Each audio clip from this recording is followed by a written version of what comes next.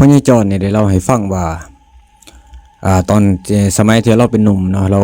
ได้ไปเดินเสเดินเช้าอีกหมู่บ้านหนึ่งว่าจะเพิ่นในสมัยนั้นก็แม่นมาด้วยกันไปมาหาสู่กันเนี่ยมันย่างเอาอย่างเดียวเนาะบ่มีรถบ่มีรางแม้แต่จักรยานเขายังบ่มีพ่อใหญ่จอนเนี่ยเพิ่นได้เล่าให้ฟังว่าตอนเพิ่นไปเดินบ้านผู้สาวเนาะก็อยู่ห่างกันประมาณ 2-3 หมู่บ้านนี่แหละเพื่อสิไปหากันนี่ก็ใช้เวลาล้นเติบนึงอยู่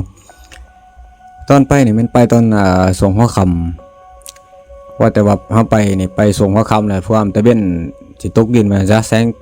ผีตาผอมพร้อมพุ่มพูเพิ่นได้พากันไปกับหมู่เพิ่น 2-3 คนไปเดินสาวอยู่บ้านห้วยเจียดว่าแต่ว่าเพิ่นไปตอนส่งหัวค่ำเนาะไปก็บ่ได้สิมีหยังเนาะไปก็เว้านัวหัวมวนกันไปเรื่อยย่างเล่นย่างหัวกันไปซ้ำฮอดบ้านผู้สาวก็พอลีเด้อพุ่มพูพอลีก็สิอยู่ในประมาณหม่องทุ่ม1หรือ2ทุ่มนี่แหละไปฮอดบ้านผู้เสพผู้สาวสมัยนั้นเพิ่นเอิ้นว่าหยังก็ร้อนเอาว่าซั่นซะร้อนผู้เสพผู้สาวพอแต่ว่าไปฮอดบ้านผู้เสพผู้สาวหลังทำอิฐทำอ้อนี่เป็นบ้านผู้สาวของเสี่ยวเพิ่นเนาะเพิ่นก็เลยเอิ้นใส่ผู้สาวก็มันบ่สิได้เอิ้นกันตรงๆหรอกก็เลยมีลักษณะพิเศษของเพิ่นเนาะในการเอิ้นเพิ่นบางคนก็ให้สัญญาณเป็นเสียงแมวบ่บางคนก็เป็นเสียงตุ๊กแกคือพ่อใหญ่จอนเองนี่ก็เป็นเสียงหมาเห่าว่าซั่นซะว่าแต่ว่าเป็นหอเทือนนั่งแหลกเลยเพิ่นก็เฮ็ดเสียงแมวแมวแมวแมวจังซี่แหละแมวผู้มาหาแมวแม่สมัยก่อนเพิ่นเอิ้นกัน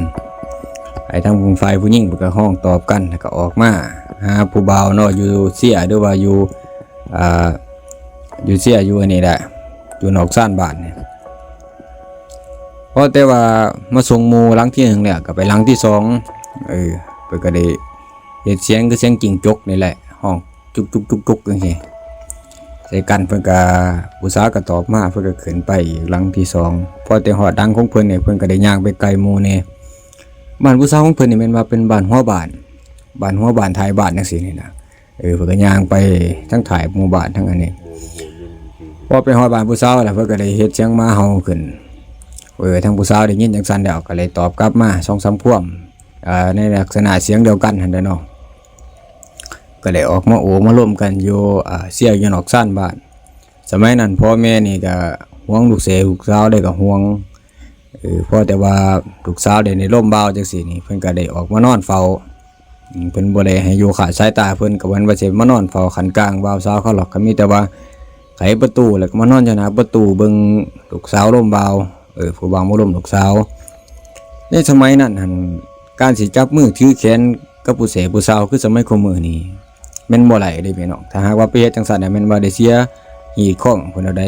เสียหีดเสียข้องหมู่บ้านนี่กันว่าเสียหมูบางหมู่บ้านก็เป็นเสียเป็ดเสียไก่แล้วแต่หีดข้องเพิ่นบางหมู่บ้านก็เสียงัวเสียควายจังซี่ได้เพราะแต่ว่าได้โอ้ร่วมกันกับผู้เสพผู้สาวแล้วก็อยู่ในราวๆประมาณใกล้ๆเที่ยงคืนมาซะพอผู้สาวนี่ก็อยากนอนนึกว่าจะได้ดักไล่เพิ่นลงเมื่อว่าห่วยมันหอดมันดึกมันเดือนน่ะมันสิแจ้งบ่แห้งได้ไปจะได้สู้บ่พากันมาอยู่มานอนว่าก็ว่าจังซี่เนาะเพิ่นก็จังซั่นแล้วเพิ่นก็เลยล่าผู้สาวเพิ่นก็ได้ขอบต่อพรลงเมื่อกลับบ้านกลับเมืองเพิ่นกลับมาเฮือนพอแต่ว่านี่ก็เลยมีหม่องนัดแน่กันอยู่ทางออกว่าซั่นไอ้เจ้าหมู่2คนน่ะมานั่งท่าอยู่แล้วว่าพอแต่ว่าบัดคักกลับบัดที่นี่เพิ่นบ่ได้บอกให้ฟังว่าเนาะเพิ่นได้ย่างแล้วมันมาฮอดป่าย่างป่าตะแบงใหญ่ว่าซั่นซะป่าย่างมีกกตะแบงใหญ่อยู่แคมทางเพิ่นเว่าเลยเห็นผู้สาวมานั่งหวีผมอยู่กลางทางนั่นมันนั่งอยู่เงาตะแบงใหญ่หั่นนั่งเซาผมอยู่ว่าอยู่ย้อนว่าความคือขนองเนาะเห็นนี่ก็เป็นว่าผู้เสพผู้สาวนี่ก็หน้าตาจะออกไว้ว่าสะสวยว่าหั่นซะงามความงามนี่คือจังกับเมาแต้มหูใบอรดประสันสาความงามนี่ขิวกงข้อกลมสวดทรงองค์เอียวเนี่ยอะไรสัตว์ได้ส่วนเลยเฉพาะมันว่าไฟคู่นาเนี่ยโอ้โหโบโหล้านเพิ่นบอกจังซี่แหละคนก็มักบอกติดตลกเนี่ยพอจะเห็นจังซั่นแล้วเนี่ยให้คิดว่าเป็นผีเป็นช้างนี่ก็แม่นว่ามันบ่คิดในส่วนนั้นเนาะเห็นเป็นผู้เสพผู้สาวนี่ก็แม่นมาจากมั่งเอาไปใส่เพราะมันก็ห่างจากหมู่บ้านเขาก็บ่มันบ่สิไกลเนาะประมาณหม่อง100 กว่าเมตรนี่แหละเนาะ100 เมตร 200 เมตรนี่แหละเพราะแต่ว่าเป็นจังซั่นแล้วนี่ก็แม่นว่าได้เข้าไป ไปอ่อนผู้สาวเนาะไปเตาะผู้สาวไปก็ไปบอกในลักษณะวาวสาวเนี่ยแหละโอ้ล่มจักสัตว์จักสี่ว่าโอ้ยผู้สาวจะได้มันจะมานั่งบีผมอยู่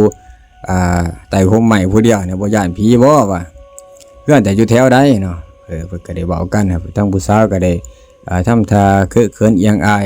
ได้สี่ก็ไปทั้งปลาซักปลาอันนั้นตะแบงคั่นเนาะปลาตะแบงปลาย่างคั่น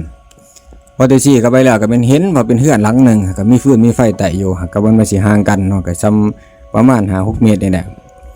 เพิ่นบ่ข่อยก็มานั่งบีผมอยู่หน้าบ้านข่อยได้เป็นประจำแล้วอาย3คนนี้มาแต่ไสเนาะไอ้จะมา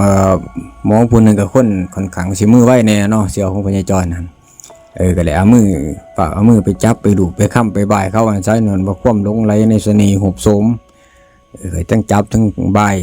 ก็ได้โอ้ล่มในลักษณะสู่เช้าในยังแน่แล้วก็ได้เกี่ยวผ้าราศีนอนใน3 คนนั่นผู้นึงลุกผู้นึงลายถอยจังซี่แหละก็เลยโอ้ล่มกันอยู่เฮิงอยู่หน้านะบัดนี้ผู้สาวหันได้ว่าไปบอกมือเฮือนข่อยว่านี่ไก่ๆนี่ไปนั่งเด่นอยู่ทั้งเฮือนข่อยนี่พ่อแม่ข่อยเพิ่นก็จะเขียนพวกอ้าย3 คนนะว่าได้เห็นเจ้าเที่ยวไปเที่ยวมาหลายมื้อหลายวันแล้วนี่เจ้ามีผู้สาวอยู่ในบ้านนั่นบ่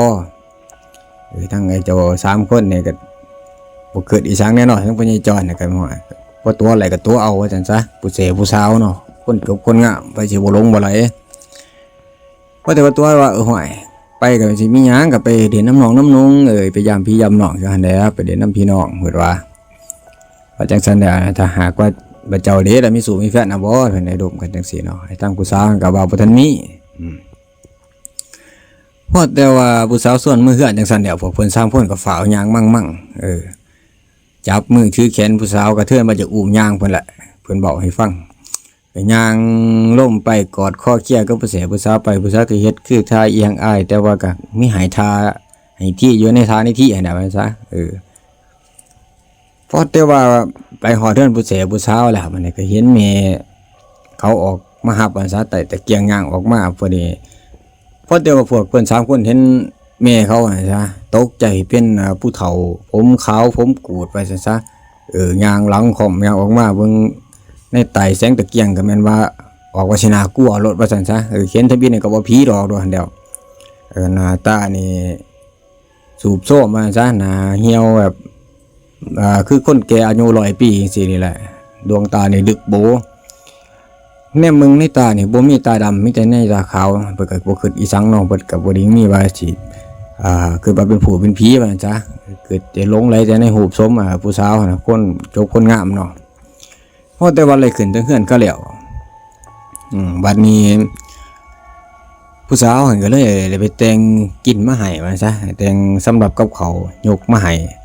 พวกเพิ่น3 คนก็ได้นั่งร่วมกันแต่เมื่อเขามานี่กูร่วมก่อนกูเว้าก่อนว่าซั่นแต่เป็นไปไหลแต่เฮาอันนี้เฮาก็บ่เมื่อหรอกเนาะผู้สาวนี่เลยซะเพิ่นก็ว่าจังซี่ได้3 คนเพิ่นหวังว่าสิกินเขาในตอนแรกนี่แหละเพราะแต่ว่าผู้สาวกันยกสำหรับกับเขามาพวกเพิ่นก็พากันกินข้าวกินน้ำจนอิ่มเอมไปซั่นซะก็ได้โอ้ร่วมกันบ่ทั้งจับทั้งกอดทั้งบ่ายทั้งจูบทั้งหอมว่าซั่นซะมันก็ตกอยู่ในประมาณเกือบเที่ยงคืนนะเนาะเพิ่นก็ว่าโอ้ยจะได้นางแต่สิเมื่อมันจะมาไกลแท้ขออยู่ขอนอนนำได้บ่ได้ว่าทั้งผู้สาวก็ได้ว่าถ้าจังซั่นถ้าอ้ายสินอนก็นอนน้องก็บ่ได้ว่าหยังนี่ล่ะเพิ่นว่าในสมัยนั้นเนาะผู้สาวซ้ำจะว่าสิมีคนบอกถือข้อออกถือกันจังซี่มันก็ยากเด้พอแต่ว่าเว้ากันแล้วจังซั่นก็เลยผู้สาวก็ได้ไปกาเกียมมาอยู่มานอนให้เนาะบัดนี้กาเกียมมาอยู่มานอนน่ะจะมีผู้นึงเจ้าของ ว่าพญาจรน่ะเราบอกว่าโอ้ยแต่ใส่อ้ายนอนเนาะก็หนาวแห้งแท้เด้ว่าอ้ายนอนนำอยู่ในห้องบ่ได้บ่จังซี่แหละอ้ายทางผู้สาวก็หยุดกึกจังซี่เนาะคือถ้าเอียงอ้ายจักหน่อยอ้ายแต่สิอ้ายสิเข้าไปนอนน้ำน้องอ้ายบ่คิดแน่บ่น้องก็ย่านผู้ยันคนมาเห็นย่านสิเป็นคำปากคำเบาเขาสิซ่าสิดื้ออยู่ในหมู่บ้านว่าจังซะแต่ทั้งหมู่ของพญาจรน่ะได้ว่าโอ้ยบ่เป็นหยังดอกหลาเพราะแต่ว่าตื่นเช้ามื้อนี่อ้ายสิพากันเมื่อให้อ้าย3 คนนอนน้ำเจ้าแน่ว่าในความลึกความลัดมันซะในความคือขนองของผู้บ่าวสมัยนั้นเนาะทางผู้สาวนี่ก็บ่ได้ว่าอีสังก็มีแต่พยักหน้าให้แล้วเพิ่นก็เข้าไขประตูเข้าไปในเฮือนน่ะก็ไปกาเกียมมาอยู่บ่นอนให้ พวกเพิ่น3คนก็คิดว่าจังไดก็แม่นว่าเฮ็ดกูแท้ๆแล้วบัดนี้เพราะแต่ว่าการเกี่ยวจังซั่นแล้วผู้สาวก็เลยว่าอ้ายเขาไปถาน้องอยู่ในหันก่อนแล้วน้องไปอาบน้ำก่อนจังซี่เนาะบ่แต่ว่าผู้สาวลงจากเขื่อนไปเดี๋ยวเพิ่นก็กระซิบกระซาบกันว่าจะได้ทำให้กูเข้าก่อนหรือมึงเข้าก่อนเพิ่นก็เปลี่ยนเที่ยงกันจังซั่นเนาะพอแต่ว่าผู้สาวมาเนี่ยปึ๊บมาแล้วพอแต่เขาบ่นอนเนี่ยพวกเพิ่นก็พากันเอียงอ้ายพากันยับเข่าไปจักกอดจักลมจักหอมเด้เพราะแต่ว่านี่สังกตที่ว่าจูบใบหอมไปในตอนนี้งุ่มเหมือกุ่มเท้าจ้ะเลยมีกลิ่นเหม็นเน่ามาว่าจ้ะมิ้นทำอิดเนี่ยก็มิ้นขึ้นหนูตายเนาะเพิ่นก็ได้มีสังว่าตายแต่เพื่อนเจ้าเนี่ยว่าน้องหลายซะมากินมันแห้งแท้ให้ทั้งผู้สาวก็ตอบว่าบ่มีหยังหรอกอ้ายว่าสงสัยสิแม่นพวกนกยังมันตายนี่แหละข้อยก็บ่ได้เบิ่งว่าจ้ะข้อยมื้อเช้าจังสิไปเบิ่งเนาะเพิ่นก็ยังนัวเนี่ยกันต่อไปว่าข้าวนี่ดูไปดูมารู้สึกว่าโตผู้สาวมันเบิดมีหน้ามีจังเหนียวผิดปกติว่าซั่นซะไปตั้งพ่อใหญ่จอนเนี่ยคนนั่งสิเอาถ่ายหมู่ไว้จ้ะนั่งเพิ่นก็มีมันได้กินมิ้นแบบว่าในความสงสัยเนาะเพิ่นก็เลยไต่ไฟฉายขึ้นบาดนี่ในเรื่องของเรื่องหั่นน่ะว่าแต่ว่าเพิ่นไต่ไฟฉายขึ้นเดี๋ยวปึ๊บเลยเห็นสภาพผู้สาวซะกัดโอ้ยนอนขึ้นเอือดเน่าฟิอยู่เขียนเป็นซากศพที่ว่าน่าจะยศสยองไว้หั่นซะบ่จักน้ำเลือดน้ำนองบ่จักน้ำย่างน้ำเลี้ยงมันไหลออกมาในตามซากศพมันแหละนอนไข้ขึ้นอยู่ไอ้ตั้ง2คนเห็นจังซั่นก็ตกใจผงะออกมาบัดนี้เพราะแต่ว่านี่ซากศพเนาะซากศพผู้สาวของเพิ่นนั่นน่ะก็เลยคอยดูขึ้นมาได้ว่าเอาเป็นยังอายคือเซาน่ะมาต่อที่อายว่าพอแต่ว่าจังซั่นแล้วไอ้ทั้ง3คนนี่ก็บ่ได้เบ้าหน้าเบ้าหลังเลยก็พากันโดดเขื่อนแดนทะลุเขื่อนเขาแล้วก็แล่นไปเลยว่าจังซะนี่บัดที่นี่มันว่าผู้สาวที่ว่าเพิ่นเกี่ยวผ้าราศีหั่นนำเลยบัดนี้พี่น้องเอ้ยนำในตอนกลางคืนเนาะวับไปยังเทื่อก็เห็นอยู่ทั้งหน้านี่เป็นซากศพเน่าเฟะเปื่อยตาหลุดออกจากเบ้าหอยต้องแต่งอยู่ว่าซั่นซะกวักมือเรียกอ้ายมาตั้งพี่อ้ายน้องอยู่พี่ว่าซั่นก็พากันหักลบออกไปอีกข้างนึงมันก็ไปลักหน้าอีกข้างนึงบางเทื่อก็เห็นแบบว่าเป็นสภาพที่ว่าหน้าจบตางาม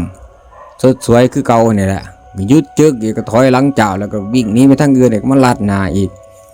ก็เป็นซากศพยังเส้นเดิมบ่จักน้ำเลือดน้ำน้องน้ำย่างเหลืองยังไหลออกเนี่ยตานี่รุดออกจากเบ้าเนาะแล้วเนื้อน้ำหนังเนี่ยก็มีสีขาดออกบ่จักน้ำเลือดน้ำย่างยังไหลออกเยอะแยะบางเทื่อก็เห็ดแขนรุดใส่ต่อหน้าว่าซั่นซะลัดมาเห็ดแขนรุดใส่ต่อหน้าเห็นจังซั่นน่ะก็แดนหนีตายไปห้องอีกโบกเวกไปมาลัดหน้าอีกเฮ็ดหัวรุดตกใส่ต่อแตะทั้งหน้าตาหอยตกแต่งอยู่ปากนี่ก็ยังเบาไหลอ้ายเอาหัวให้น้องแน่น่ะว่าจังซี่พอจังซั่นน่ะก็แล่นบ่จักล้มจักตายซ้ำสิฮอดบ้านเนาะมันก็ยังอีกไกลเติบแล่นเอาเถเอาว่าแต่ว่าจังซั่นนี่ไอ้ผีผู้สาวหั่นลัดหน้าลัดหลังจังซั่นบ่ว่าข้าวมันก็หายไปแต่เพิ่นก็คิดว่าโอ้คือสิหนีวิทย์อะไรเฮาว่าซั่นเกิดมาแต่จากท้องพ่อท้องแม่กูเคยพอสิจักเทื่อหมู่พญาจรน่ะเว้าพญาจรเองก็ว่าคือกันโอ้ยกูก็คือกันน่ะเสียกูหัวก็มาพอคือกับมึงนี่กูสิลาบสิจื้อแล้วกูสิบ่มาจักเทื่อละบาดนั่นนี่นะเพิ่นว่าแต่ว่าพ่อบัดที่นี่เนาะกำลังเว้ากันดีๆว่าซั่นซะปัดน่ะผู้สาวน่ะไปนั่งอยู่ทึ่งต้นไม้ที่พวกเพิ่นมานั่งพักกันอยู่นี่แล้วคิดหัวตกลงมาใส่ทั้งหน้าลังปุ๊บจังซี่นะเพิ่นก็บาดไฟไปเบิ่งบาดได้เห็นหัวผู้สาวยิ้มใส่แย่ยิ้มให้อยู่ตาหอยต้องแต่งบ่จักนอนบ่จักหยังอะไรซ่อนใส่ตามใบหน้าตามผิวหนังอยู่แย่อยู่ยิ้มใส่ว่าซั่นซะอ้ายเอาหัวมายืนให้น้องแน่ว่าจังซี่แหละพอแต่ว่าได้ยินจังซั่นแล้วห่วยถึงได้ยินถึงเห็นภาพว่าสยดสยองจังได๋ก็พากันหอบแล่นอีกพี่น้องเพิ่นว่าหอบแล่นบ่จักล้มจักตายไอ้ผีตัวนั้นมันก็นำเลยเพราะว่าข้าวว่านี่หมู่พญาจรน่ะไปเตะสรุดเนาะสรุดหากไม้ล่มก็ล่มใส่ขี้ดินก็บ่ว่าหรอกเพิ่นว่ามันไปล่มใส่ซากศพผีหั่นผู้นี้บ่ง่ายๆซะว่าจักน้ำเลือดน้ำย่างน้ำน้องแตกซะใส่พุ่งยังทะลักออกมาพอจะไปเห็นจังซั่นน่ะก็แล่นเลอตายไปว่าซั่นซะโอ้ยห้องเลอตายไป พ่อใหญ่จอนผู้เป็นว่าพี่จะได้เสียวหวาดไฟมาเบิ่งเสียวซะก็ลุมคุบซากศพตัวนั้นอยู่ว่าซากหัวก็หลุดออกอ้ายซะมาล้มทับน้องแห้งแท้ว่าจังซี่แหละพี่น่ะว่าพอเตะซั่นก็ลูกปุ๊บปั๊บโอ้ยใช่ก็ว่าขานี่เกี่ยวใส่เรียนเลยว่าซั่นซะขาเสียวพ่อใหญ่จอนไปเตะเอาใส่มันน่ะก็เกี่ยวขาได้ก็เรียนขูดไปน้ำขี้ดินด้วยก็ยังบ่ฮู้เรียนหลอดดมหลอดใต้ว่าที่ดูคู่ข้ามเพราะแต่ว่ามันกาว่าจะได้มันก็บ่เวทก็พากันโหลดงน้ำบาดนี่โหลดน้ำสา3ก็ค่อนข้างว่าสิกว้างแต่ว่าใครในแต่มันบ่ลึกเพราะแต่ว่าโหลดน้ำสาได้ปุ๊บไอ้เจ้าผีมานั่งเฝ้าพากันหมดดีอยู่ในกล่องใบบัวว่าแต่ว่าอันนี้พอจ่อเบิ่งปุ๊บก็เห็นอยู่ว่าเป็นผีนั่งเฝ้าผีนั่งแบบเพิ่นได้บอกว่าลักษณะที่ว่ามันนั่งเฝ้าเห็นว่าต้นโตนี่เน่าเฟะมีแต่นอนซ่อนไส้แล้วก็ใส่เฮียต้องแต่งแล้วมันก็จับเอาใส่ขึ้นมาคืนนะเพิ่นว่าเพราะแต่เพิ่นบอกให้ฟังจังซั่นแล้วเพิ่นว่ากูเองเพิ่นว่าร้านเอ้ยกูก็นั่งควงดีอยู่ในซาบัวผู้ดีจังว่าเจ๋งจังว่าไก่ขันกกแม่นซะเจ๋งผู้ดีประมาณมง4 โมงเช้า4 โมง 5 โมงเช้าจังซี่ล่ะไก่ขันผู้ดีเพิ่นว่ามันจังหายไปมันจังหนีไปเพราะแต่ว่าจังสันเดี๋ยวเพิ่นว่าจังเดี๋ยวพากันเมื่อเฮือนเมื่อซ่านนับแต่หันมาเพิ่นก็บ่เคยไปเรียนบ้านนั่นน่ะจักเทื่อบ้านผู้เสพผู้สาวเพิ่นก็เลยสืบถามว่าบ้านนั้นน่ะทางไปทางมามันเป็นจังได๋เนาะถามผู้เฒ่าผู้แก่ในหมู่บ้านผู้ที่ว่าคำใหญ่พี่น้องอยู่หั่นน่ะไปฮู้จักประวัติมันแน่ว่าชาในบ้านอันนั้นทางไปมันเป็นจังได๋ก็มีผู้ใหญ่ผู้เฒ่าผู้แก่ได้บอกว่าห้วยจุกกตะแบงใหญ่หั่นมันมีผู้สาวงามๆว่าซั่นซะสาวๆในหมู่บ้านนั่นแหล้วถือกลากมาคุมคืนตายอยู่หันมันจ้ะมาขาคุมคืนอยู่หันมันก็เลยกลายเป็นผีเหียนไปกลายไปกลายมากลางคืนเนี่ยมันว่าได้เห็นเบิดแต่ว่าคนในบ้านน่ะบ่ค่อยออกไปกลางค่ำกลางคืนทั้งบ้านอื่นมันจ้ะไปก็ไปมันสวนกลางเว้นเพราะแต่ว่าได้ยินจังซั่นเดียวนี่เรื่องราวทั้งหมดมันก็จ้าแจ้งมาใช่จมหมู่เพิ่น2 คนทั้งรวมทั้งเพิ่นกันก็ได้ไปหาครูบาอาจารย์ในวัดในบ้านเนาะเพื่อพรมน้ำมนต์เพิ่นว่าสู่ฟังเฮ็ดละนำมองน้ำมนต์มองน้ำมนต์ให้มันสาล้างสิ่งบ่รับบ่ดีออกไปว่าช้าซ้ำไปว่าเพิ่นสิลืมภาพนั้นได้ก็ใช้เวลาอยู่เป็นปี2 ปีจะก็หาว่าลืมนี่ก็เป็นเรื่องเล่าเรื่องนึงที่ว่าได้ฮับมาจากพ่อใหญ่จอนเนาะผู้เฒ่าอยู่ในบ้านนี่แหละกับพี่น้องนี่แหละเพิ่นได้เล่าสู่ฟังสมัยเป็นบ่าวสุดท้ายนี้ก็ขอมุกขอบใจทั้ง FC ทั้งหลายที่ว่าเขามารับชมรับฟังเพื่อเป็นกำลังแห่งกินแห่งใจถ้าหากว่าเว้าได้การเล่าเนาะผิดพลาดประการใดก็ขอโทษขออภัย